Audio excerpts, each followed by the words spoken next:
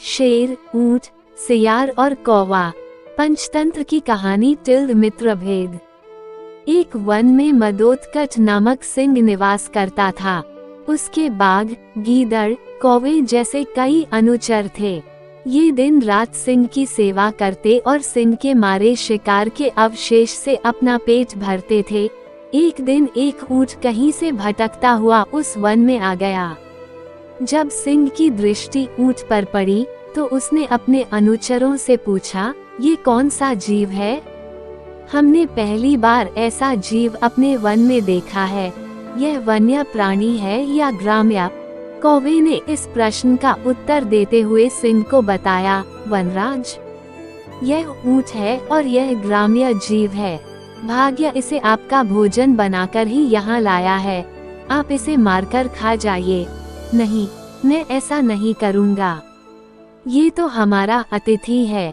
अतिथि को मैं कैसे मार सकता हूँ? ये तो पाप होगा। मैं उसे अभय दान देता हूँ। जाओ, उसे आदर पूर्वक मेरे पास लेकर आओ। मैं उससे मिलना चाहता हूँ। सिंह ने कौवे को आदेश दिया। कौवा कुछ अनुचरों के साथ ऊंट के पास गया और उसे सिंह का संदेश सुनाते हुए बोला, मित्र, वनराज सिंह ने तुम्हें अभयदान प्रदान किया है। वन के राजा होने के नाते वे तुमसे मिलना चाहते हैं। अभयदान की बात सुन ऊंट, कौवे और अन्य अनुचरों के साथ सिंह के पास आ गया। सिंह ने उससे परिचय और वन में आने का कारण पूछा तो ऊंट दुखी होकर बोला, महाराज, मेरा नाम कथनक है। मैं अपने साथियों संग भ्रमण करते हुए वन में पहुंचा और उनसे बिछुड़ गया। अब मैं यहाँ अकेला रह गया हूँ। उसे दुखी देख सिंह धीरज बंधाते हुए बोला, कथनक, तुम हमारा आतिथ्य स्वीकार करो। इस वन में जहाँ चाहे विचरण करो और हरी भरी घास का सेवन करो। कथनक सिंह की आज्ञा का पालन कर वहीं रहने लगा। हरी भरी घास खाकर वो कुछ ही दिनों में हृष्ट पुष्ट हो गया। बाघ, गीदड़, सियार आदि वन जीव जब भी उसे देखते उनकी लार टपकने लगती। किंतु वे वन के राजा सिंह के आदेश के समक्ष विवश थे। एक दिन कहीं से एक जंगली हाथी वन में आ गया। अपने अनुचरों की रक्षा के लिए सिंह को उससे युद्ध करना पड़ा। दोनों के मध्य घमासान युद्ध हुआ। युद्ध के दौरान हाथी ने सिंह को उठाकर जमीन पर पटक दिया और अपने नुकीले दांत उसके शरीर में गड़ा दिए। किसी तरह सिंह युद्ध में विजयी हो गया, किंतु वह बुरी तरह घायल था। घायल अवस्था में उसके लिए शिकार पर जाना दुष्कर हो गया, जिससे वह स्वयं तो भूखा रहने लगा, साथ ही उसके अनुचर जो उसके शिकार के अवशेष से अपना पेट भरते थे, वे भी भूखे रहने लगे।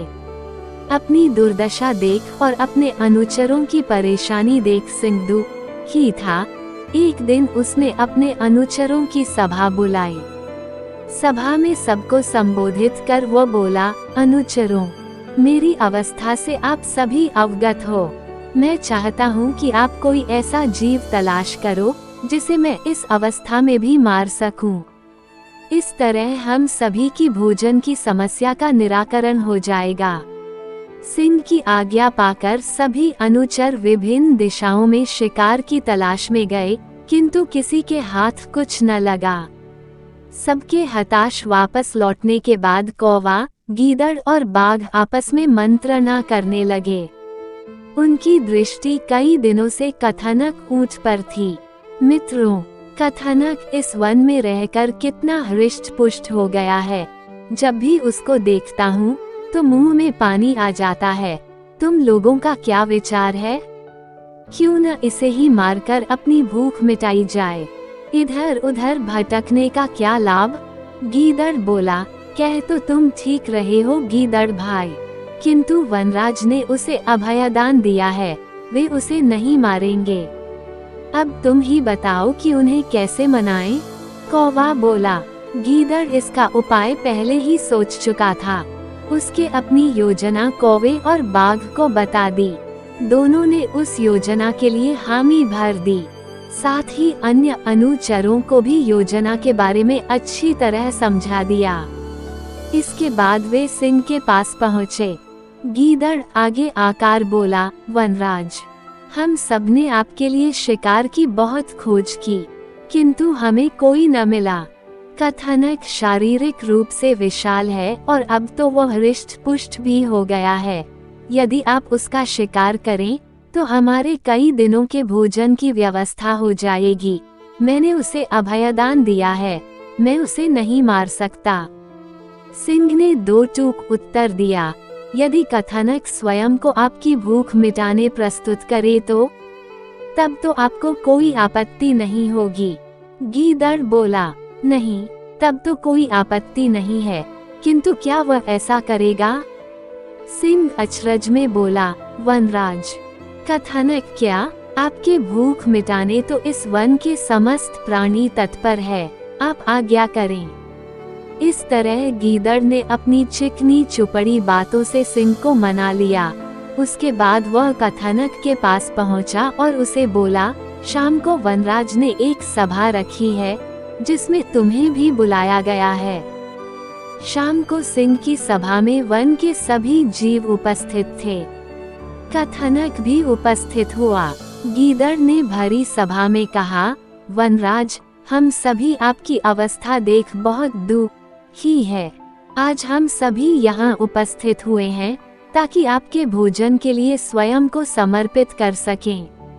इसके बाद एक एक कर सभी जीव सामने आकर स्वयं को सिंह के भोजन के लिए प्रस्तुत करने लगे, किंतु गीदड़ उनमें कोई न कोई कमी निकाल देता और सिंह उन्हें खाने से मना कर देता। इस तरह किसी को छोटा, किसी के शरीर पर बाल, किसी के तेज नाखून होना आदि बहाने बनाकर गीदड़ उन्हें बचाता गया। जब कथानक की बारी आई और उसने देखा कि सारे जीव स्वयं को सिंह के सामने प्रस्तुत कर रहे हैं और सिंह किसी को भी नहीं मार रहा, तो सबकी देखा देखी उसने भी स्वयं को सिंह के सामने प्रस्तुत कर दिया। वनराज, आपके मुझ पर बहुत उपकार है। अब जब आपको आवश्यकता आ पड़ी है तो मैं स्वयं को आपके समक्ष प्रस्तुत करता हूँ। कृपया मुझे मारकर अपनी भूख मिटा लीजिए। कथानक को विश्वास था कि अन्य जीवों की तरह सिंह उसको भी नहीं मारेगा, किंतु जैसे ही कथानक की बात पूरी हुई, गीदड़ और बाघ उस पर टूट पड़े और उसे मार डाला। इस कहानी से सीख मिलती है कि लोगों की चिकनी चुपड़ी बातों में कभी नहीं आना चाहिए। स्वामी जब बुद्धिहीन हो और उसके साथी धूर्त, तो चौकन्ना और सावधान रहना आवश्यक है।